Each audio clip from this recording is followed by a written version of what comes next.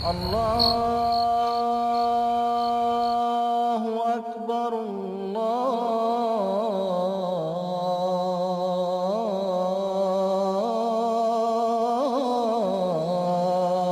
أكبر. En el nombre de Él, el Clemente, el Misericordioso, Assalamu alaikum wa rahmatullahi wa barakatuhu, que la paz y las bendiciones de Dios sean con ustedes.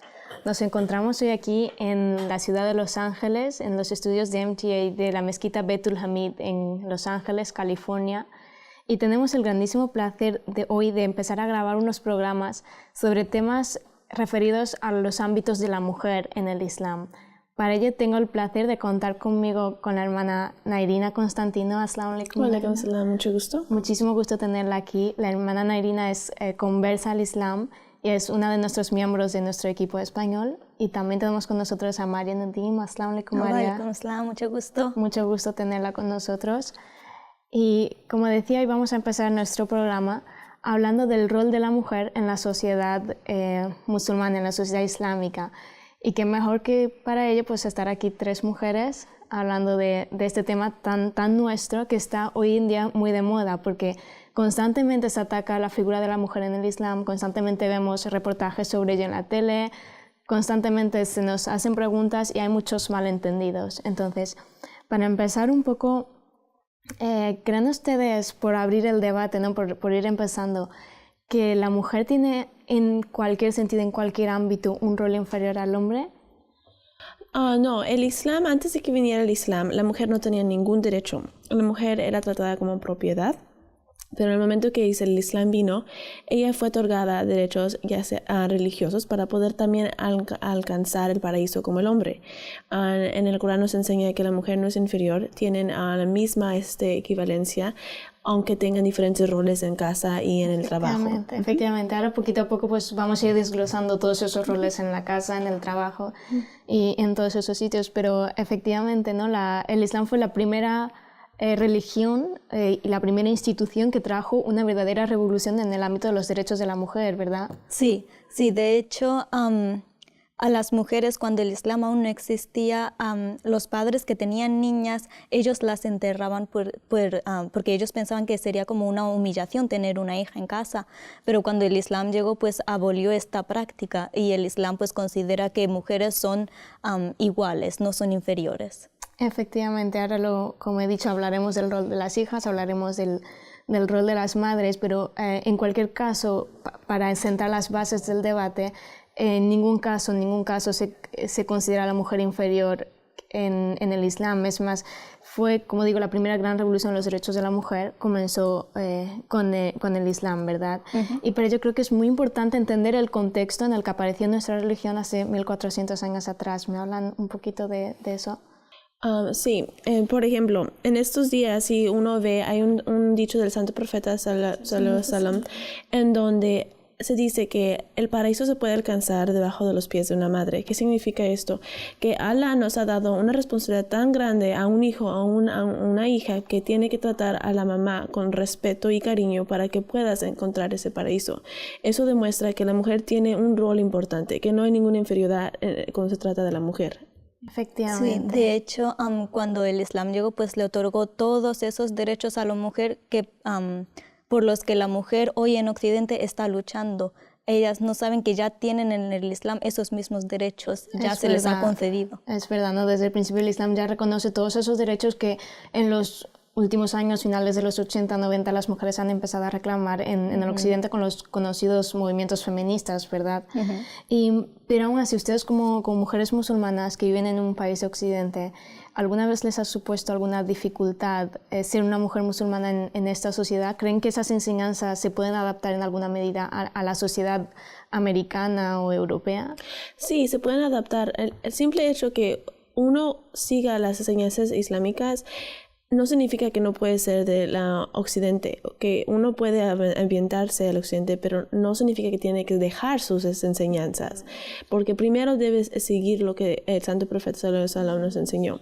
Y primero es eso. Y ser parte de un país sí es parte de quienes somos, pero no es lo primordial. Tenemos que pensar en más allá. Efectivamente.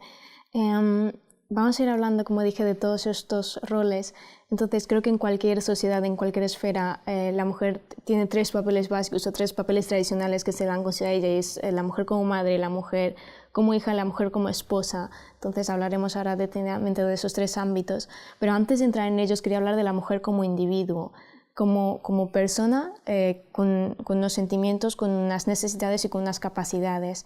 En ese sentido, la mujer como individuo es reconocida en el Islam, ¿verdad? Sí, por supuesto, la mujer pues tiene su lugar, tiene su espacio en el Islam. Efectivamente, ahí es donde quería llegar, ¿no? Ese es el punto, que ella verdaderamente tiene un espacio que ahora iremos desarrollando.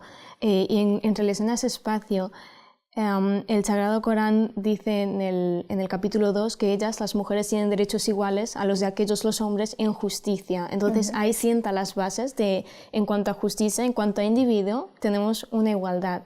Pero por ir hablando pues, de los roles, empezamos con la mujer como madre, que es, creo que en cualquier sociedad el papel de la madre es fundamental. Ella es la que sienta las bases de cualquier sociedad. En ese sentido, ¿qué papel tiene una madre en el Islam? El papel de la mujer en el Islam es muy importante. Por ejemplo, cuando una mujer tiene hijos o hijas que tiene que ser responsable, ella tiene que enseñarles cómo ser buenos musulmanes. Eso en detalle, cómo rezar, cómo pedir alabanzas a Allah y cómo ser buen ser humano. Por ejemplo, yo tengo un hijo de 2 años y medio y yo no sabía si iba a poder enseñarle todo eso y si iba a entender. Pero lo que vi es que si yo le enseñaba con acciones y mi esposo y yo rezábamos juntos, dirigíamos las alabanzas a Dios juntos todo el tiempo, entonces él iba a seguir. Y es lo que está haciendo él propio mismo y está haciéndolo sin que lo hagamos hacer. Efectivamente, la mejor forma de enseñar es con el propio ejemplo, ¿verdad?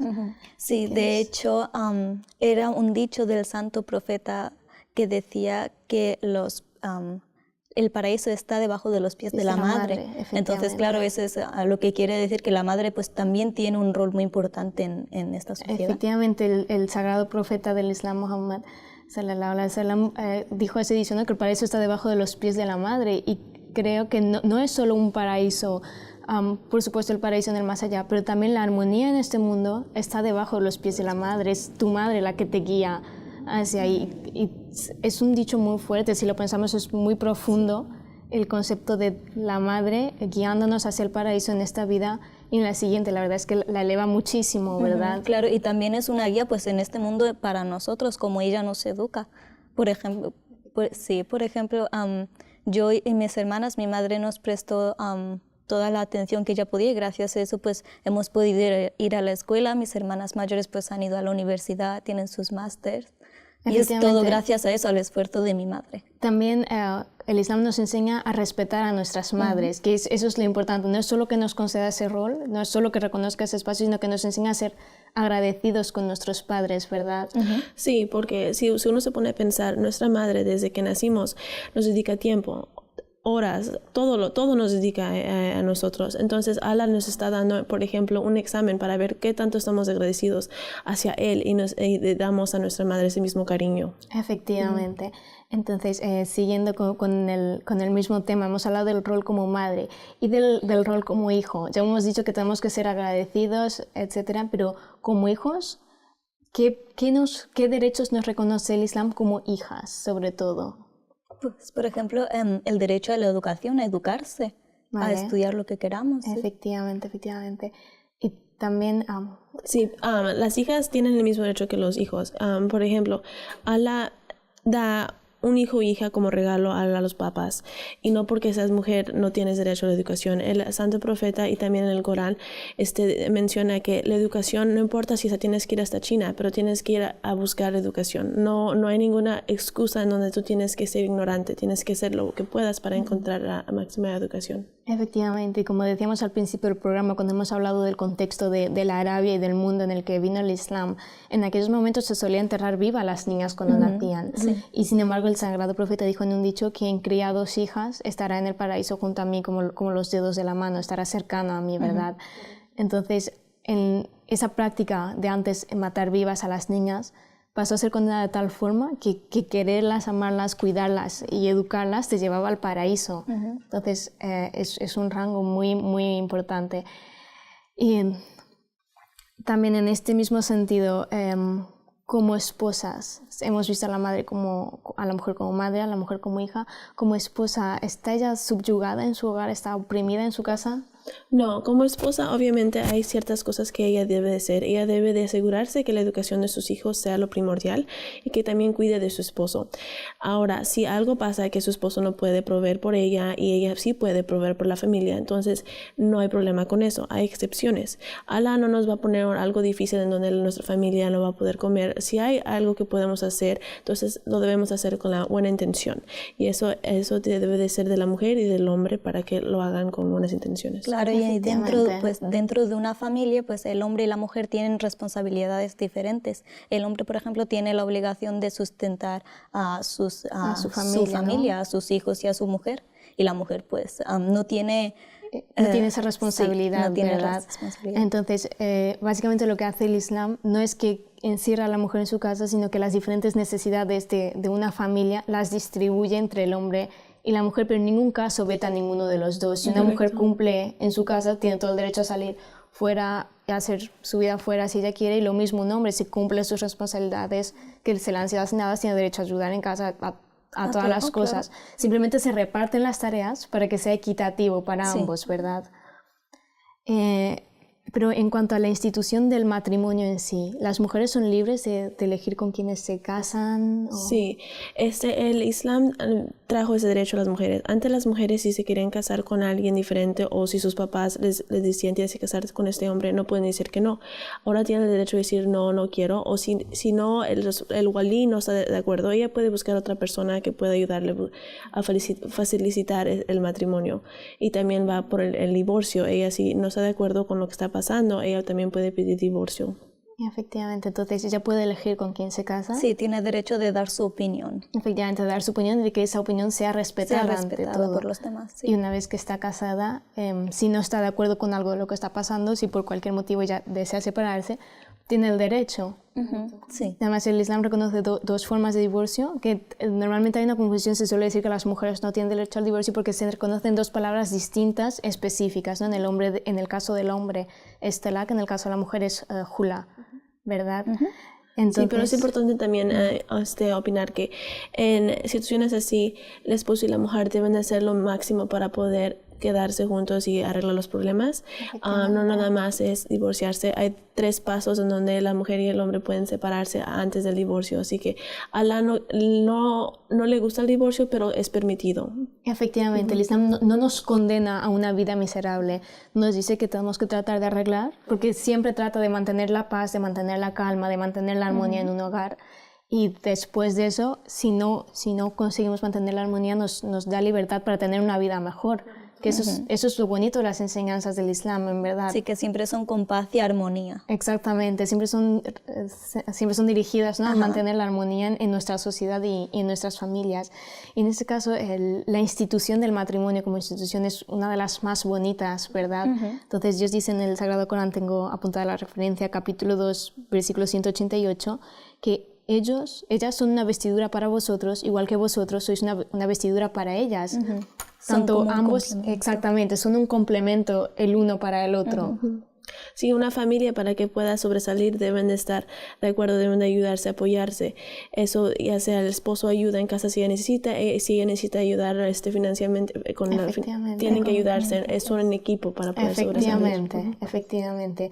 Y además, no solo eso, ¿no? Igual que decimos en el caso de la madre, que se le eleva su rango diciendo que el paraíso está con ella, lo mismo en el caso de las hijas, en el caso de las esposas, es la responsabilidad del hombre sustentarlas económicamente también, pero es muy bonita la relación que se establece por el versículo de las vestiduras que os he citado, pero también el Sagrado Profeta dijo en una ocasión, el mejor de vosotros es quien es mejor con sus esposas. Correcto. Alentó a que los hombres pues ayudaran a sus esposas y que las trataran bien. Cuidaran. Y eso también demuestra la importancia que la mujer tiene en el Islam. Porque es que un profeta va a decir, el santo profeta va a decir, cuiden a la mujer, porque él sabe que la mujer es frágil y en cierta forma el esposo tiene que cuidar de ella, como ella también va a cuidar de sus hijos y de sus diferentes intereses. Efectivamente, entonces en cada paso, en cada era, en cada esfera de la vida, la mujer tiene una importancia grandísima, muy bien marcada, ¿verdad?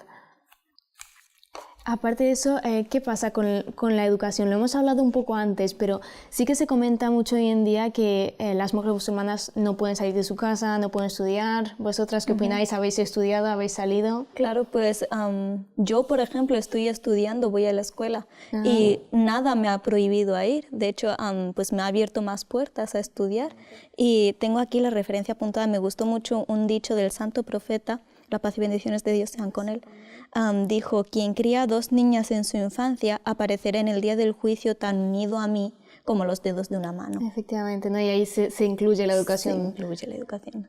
Sí, por ejemplo, una mujer musulmana puede ir a la universidad donde sea, ya sea en Estados Unidos, en Londres, con que ella siga sus raíces islámicas, no importa que haya alrededor de ella, si hay cosas malas, ella no va a ser afectada, porque ella va a ser, si sigue sus cosas islámicas, no va a haber nada que le pueda hacer daño. Efectivamente, efectivamente. Pero además la educación como tal es obligatoria para cada musulmán. O sea, el sagrado profeta, que la paz sea con él, dijo, es obligatoria para cada hombre y mujer creyente adquirir educación. Y también dijo que si hay que ir hasta China para conseguir educación, id hasta China. Sí. Entonces es una obligación para nosotros educarnos para luego poder educar a nuestras futuras generaciones, ¿verdad? Correcto. Es muy importante. Y además hay otro punto. La mujer tiene derecho a adquirir conocimiento, pero ella misma también puede ser una fuente de conocimiento, ¿verdad? Sí, claro. Como el santo profeta, Que la paz sea con él. que la paz sea con él, dijo que la mitad de la religión se aprender puede aprender de Aisha. Exactamente, Claro, de su esposa. de su Aisha, ¿no? esposa. Entonces, no es solo que ella pueda aprender, por supuesto puede ir a una universidad o colegio, pero también ella es una fuente de conocimiento en sí misma. Sí, Lo puede cual- enseñar a los demás. Efectivamente. No es que ella lo estudie todo, pero luego no pueda decir nada. Tiene la Claro, opción de enseñar, hablar, de enseñar, a de todos, proyectar sus de proyectar, enseñanzas, claro. ¿verdad? Correcto. Y eso también se demuestra cuando la mujer le enseña a sus hijos. Sí, los hijos son un espejo de qué tanto la mamá enseñó a esas personas. Efectivamente. Efectivamente, la mujer es un motor en el progreso de conocimiento en la sociedad, ¿verdad? Pero hay una pregunta que se hace mucho, que todo esto está muy bien, hablamos de la mujer en cada una de sus etapas, hablamos de que puede estudiar, de que puede salir, de que puede entrar, pero aún así en el Islam existe la segregación. ¿Por qué pasa eso? Por ejemplo, la segregación está hecha para que ambos sexos se sientan confortables, ya sea en la mezquita. Yo antes, cuando era católica, iba a la iglesia y veía cómo las mujeres no iban a la iglesia a rezar, iban más a verse bonitas y a verse guapas. Entonces, eso no es el propósito. El propósito cuando vienes a una mezquita o vas a algún lado es para rezar y alabar a Allah. Para adorar a Dios, ¿no? Claro, hay que entender que la mujer y el hombre están constituidos de forma diferente físicamente. ¿Qué quiere decir? Quiere decir que tienen necesidades diferentes. Y, por ejemplo, como ha dicho nuestra hermana, pues en diferentes espacios la mujer se puede sentir más libre y el hombre en su propio espacio se siente más libre, más confortable. Efectivamente. Entonces, cuando hablamos de que en el Islam, de la segregación del Islam, por ejemplo, en las mezquitas, no es que se nos segregue y se nos separe y se nos aísle, sino que se nos da un espacio para nosotras mismas. Efectivamente, para sentirnos más libres en ese espacio. Se nos reconoce que este es nuestro sitio, ¿verdad? Sí. Y con eso también se promueve la armonía en la sociedad, ¿verdad? Sí, porque nos da a nosotras la oportunidad de saber cuál es nuestro espacio y cuáles son nuestras responsabilidades. Y nos protegemos en cierta forma de hacer cosas malas que nos pueden afectar espiritualmente. Efectivamente. Entonces, se nos reconoce es un espacio con una armonía social para que nosotras nos sentamos confortables, para que nos sentamos bien, ¿verdad? Sí, pues igual que en la casa el hombre y la mujer tienen sus esferas, se podría decir, pues igual en la mezquita, pues la mujer tiene su esfera donde ella se siente más cómoda, tiene sus propias responsabilidades y el hombre tiene otra esfera. Efectivamente, porque además por ejemplo, cuando estamos orando hay diferentes posturas, quizás no nos sentamos igual de cómodas. Haciéndolo delante de un hombre rezando delante de una mujer. Efectivamente, ¿no? Entonces, en la enseñanza de la segregación creo que lo que quiero aclarar que no ha de ser entendida como un momento en el que se separan o que se oprimen o que se esconden, porque se dice mucho, no, las mujeres están ahí atrás escondidas. Pero eso no es verdad, No es verdad. todo lo contrario. De hecho, cuando tenemos nuestras propias reuniones, pues nos sentimos más cómodas en nuestro espacio de mujeres, nos sentimos como más libres. Y también podemos preguntar cosas que solamente mujeres se sienten confortable en hablar y no se sienten igual con otro hombre presente. Efectivamente, efectivamente. Entonces, como íbamos diciendo, tenemos nuestro estatus reconocido y tenemos en cada sitio tenemos nuestra propia esfera, ¿verdad? Ok, y aún así, hablando del tema de la segregación, de que se nos reconocen nuestros espacios, ¿por qué el velo? ¿Por qué lo de cubrirnos? Bueno, podemos ver el ejemplo de la madre de Jesús, María, cómo ella usaba el velo. Ella fue considerada como una mujer muy piadosa. Entonces, ese es el hecho. Queremos cuidar nuestra piedad, o sea, queremos ser mujeres piadosas. Y es por eso que Alá nos dijo, cúbrense para que nadie más vea sus bellezas. El hijab hay que entender, o el velo, que es un instrumento para protegernos a nosotras mismas de las cosas malas, no es ninguna restricción. Efectivamente, no es como una armadura exterior, ¿verdad? Sí. Que nos ayuda, nos alienta a salir fuera en igualdad de condiciones, precisamente, ¿no? Porque igual que cuando hablábamos de la segregación, aquí pasa lo mismo, tenemos cuerpos diferentes, tenemos necesidades diferentes, tenemos sentimientos diferentes, y una forma de equiparar eso es con el hijab, verdaderamente. Y además, también el hijab es una forma de proteger a la sociedad en sí misma, ¿verdad? Sí, porque así como has mencionado, respetamos lo que nosotros creemos, lo que nuestra santidad, nuestra piedad, y a la misma vez ellos ven cómo estamos siguiendo ese mensaje de paz, cómo no queremos hacer nada malo, nada más queremos seguir lo que nosotros creemos. Claro. O sea, cuando nos cubrimos para salir fuera, se alienta más a la sociedad a mirar nuestro intelecto, nuestras capacidades intelectuales, más que nuestras propiedades físicas, ¿verdad? Correcto, sí. Porque por ejemplo, si vas a estudiar o tienes un trabajo, ya no te van a ver por cómo te vistes o qué tan guapa eres, te van a ver qué tan inteligente eres, cómo eres buena en tu trabajo, en tus estudios, y eso es lo que importa, porque uno va a trabajar y estudiar para esas razones, no por otras cosas. De hecho, yo he notado que saliendo a estudiar o saliendo a la calle a hacer cualquier trabajo, las personas te dan más respeto cuando ven que llevas puesto un velo. Efectivamente, tú misma estás proyectando al exterior una imagen diciendo, voy cubierta, quiero que se me respete, ¿verdad? Sí, y hace que otras personas también te respeten a ti. Efectivamente, entonces diríamos que el velo, el hijab, la palabra hijab literalmente significa velo, significa algo con lo que cubrirse. Concluimos que no es un instrumento de restricción, sino de protección, ¿verdad? Sí. Y que nos alienta a movernos por la sociedad, ¿verdad? Y que además nos protege a nosotros, pero también al resto de la sociedad de los males que pueda haber. Sí, porque siempre, si uno ha visto, hay muchas personas que critican a la mujer, o es guapa, o es esto y esto, y es porque esas personas se ponen a la disposición a que puedan criticar, porque obviamente no están cubiertas y enseñan su belleza. Efectivamente, efectivamente. Entonces, el velo es una forma de dignificar a la mujer, ¿verdad? De darle la importancia que se le merece, darle la dignidad que se merece y de reconocerla a ella como un individuo Y no como un objeto. Efectivamente, efectivamente. Podríamos hablar un poco de la historia del hijab, de otras mujeres importantes a lo largo de la historia que se hayan cubierto fuera del Islam.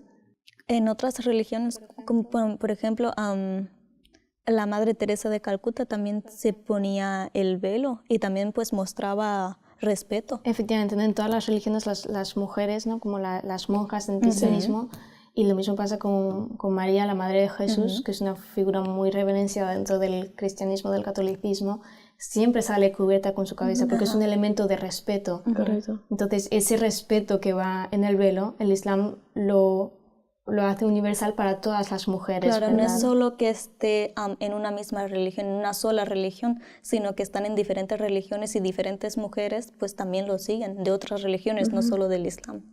Efectivamente, es un elemento universal de respeto a la mujer. Sí. El Islam lo que nos obliga es a respetarnos nosotras mismas, ¿verdad? Correcto, sí. Muy bien, muchísimas gracias. Vamos a ir haciendo un resumen de las cosas que hemos hablado por concluir un poco los temas. Entonces, hemos dicho que para empezar, ¿no? Que siempre somos iguales a los hombres en todas las esferas de la sociedad. Lo más importante es que estamos reconocidas en cada esfera, ¿verdad? Sí. ¿Verdad? y además tenemos unos roles definidos. Ajá, sí, no se nos considera como un objeto, se nos considera como un individuo, como una persona que tiene su estatus y que tiene responsabilidades. Y el punto es ese, se nos considera como una persona más. Efectivamente, como una propia persona dentro de... Sí, que puede alcanzar paraíso igual que un hombre. Efectivamente, porque en cualquier institución religiosa, cuando hablamos de religión, la meta final es el llegar al paraíso, paraíso. ¿verdad? Sí. Y nosotras se nos considera igual de capaces para llegar al paraíso Sí. que a cualquier hombre, Correcto. ¿verdad? Correcto.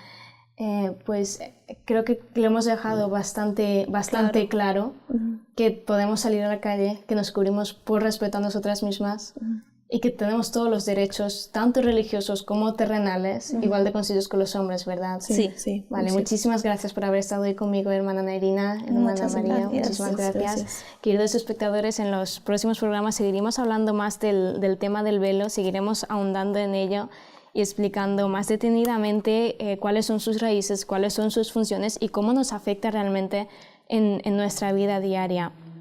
Para cualquier otra pregunta, para cualquier otra cuestión que ustedes tengan, no duden en visitar nuestra página web islamespace.org o llamarnos al teléfono 1800 YISLAM 1800-949-4752. Muchísimas gracias. Esperamos verlos en nuestros próximos programas. Assalamu alaikum wa rahmatullahi wa barakatuh.